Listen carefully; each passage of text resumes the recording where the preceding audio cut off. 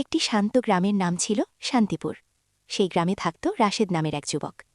সবার চোখে সে ছিল ভালো ছেলে, কিন্তু তার একটি ছোট ভুল ছিল। সে মাঝে মাঝে মানুষের জিনিস নিত, কখনো টাকা ফেরত দিতে দেরি করত, আবার কখনো ভাবত এতটুকু হলে কিছু হবে না।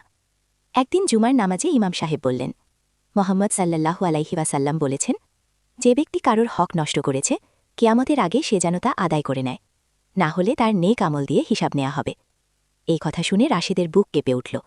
তার মনে পড়ল, বন্ধু করিমের ৫০০ টাকা এখনও ফেরত দেয়া হয়নি। আরও কয়েকজনের জিনিস সে এখনও দেয়নি। সেই রাত ছিল তার জীবনের দীর্ঘতম রাত। ঘুম এল না। মনে হতে লাগল, যদি কিয়ামতের দিন সব নেক আমল শেষ হয়ে যায়।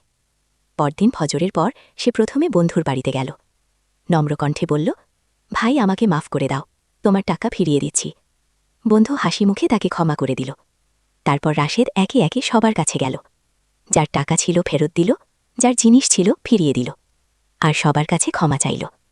কয়েকদিন পর গ্রামের মানুষ দেখল রাশেদের মুখে এক অদ্ভুত প্রশান্তি। তার অন্তর হালকা হয়ে গেছে। সে বুঝে গেছে, নামাজ রোজা যত গুরুত্বপূর্ণ, ততটাই গুরুত্বপূর্ণ মানুষের হক আদায় করা। কারণ অন্যের হক নষ্ট করলে শুধু দুনিয়ায় নয়, আখিরাতেও দিতে হবে কঠিন হিসাব।